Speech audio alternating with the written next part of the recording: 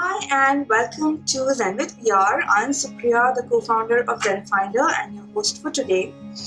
We're doing this series in collaboration with Virtuous Retail, and in today's episode we're going to be talking about motivation in the times of Corona. And for that I have with me Deepika Trehan, who is the founder of the HOW Forum and Corporate Diva. Her organization works towards holistic employee well-being and also the empowerment of women in the workplace. So Deepika has been recognized as one of the top 100 global diversity and inclusion leaders by ET Now. She has been applauded in person by Ms. Sherry Blair and also has been recognized as an iconic woman by the Economic Forum. Welcome, Deepika. Hi everyone, I'm Deepika Trehan, the founder of the Health of Women Forum and Corporate Diva. I'm a motivational speaker, a D&I expert, and a women empowerment champion. Hi Deepika, thanks for joining us today. It's great to have you here.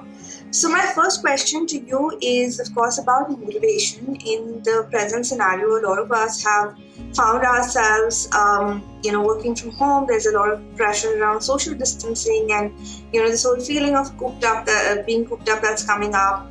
So what is your, tip or advice for people who still find themselves stuck at home and working from home, and how can they keep their morale and motivation going?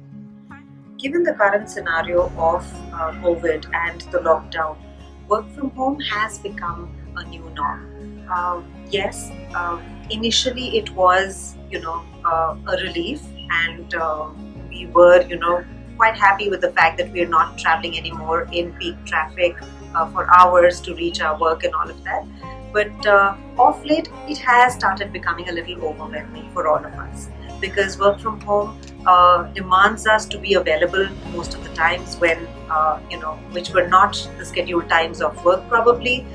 It also demands us to be hugely productive. It has its own challenges in terms of communicating. Suddenly we do not have that space of our own self in the cubicle. Suddenly there is lots of activity around us. Suddenly we do not have our employees to interact with. Communication is a challenge as well. But given all of that, I think work from home, the first and foremost thing is that it is being done for your own safety, for your own well-being, for your own health, which is topmost priority. Second is that how do we kind of motivate ourselves to be productive during work from home? One is to kind of schedule and make a plan our day as what we would when we were going to regular work. Let's not deviate from our work hours and have a schedule around it. Third is that the moment you feel that there's way too much to juggle between the home and the work front, it'll be nice to have a conversation and communicate what you're feeling, and then accordingly delegate certain work that can be delegated to someone at home around. So work from home does require a lot of commitment, does require a lot of discipline, does require a lot of juggling and multitasking.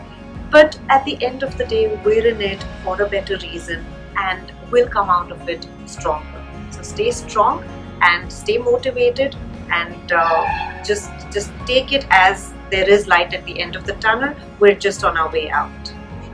Thanks, Deepika. That was quite insightful. My next question is actually about fear and its role as a motivator. So in the current situation, most of us are also wondering about, the whole layoff scenario, because we all know that companies are going to cut costs. There's fear and anxiety about people losing their jobs. So while fear can be a great motivator at certain times, but what is the impact of it in the given scenario? So fear is a human emotion. Of course we are concerned. Of course there is a latent fear as to what times hold in front of us. Of course there is that little concern of how are we going to be continuing to pay our bills, whether we would have our job in hand or not, whether we would have pay cuts, whether we would have our bonuses coming in, how much and how literally things are going to be for us. There is a lot of uncertainty around it. And so that little experiencing of fear that little irritability, edginess is normal. It is a human reaction. But at the same time, it can be a motivator for us to perform better. The thing right here is that two things that would really keep you going for times to come. One is acceptance. Let's just completely accept the scenario that we're all in. We're not in it alone. The world is going through similar crises. We're all facing similar challenges. So to come to terms with the scenario around in a space of acceptance would be the first thing that would calm ourselves down. Second is gratitude, right? None of us know how times are ahead for us. None of us know whether we would have our jobs in hand or not. But what can we do today? The first thing is that we can be grateful for what we have. We can be grateful for the roof above our head. We can be grateful for the food on our plates and plan the next meal forward, which a lot of people around, are not being able to do so even now. That's the first thing. Second is, let's utilize this time to be up on the game. Let's utilize this time to be invested in upskilling ourselves. How can we utilize this time to be the better version of our own selves? How can we go through certain training programs, umpteen of which are available online and now more so free of charge? How can we use this time to construct, to build ourselves personally, professionally, emotionally, gear ourselves up and let life take its toll? Things that we don't have control on today, we may not have control on even tomorrow.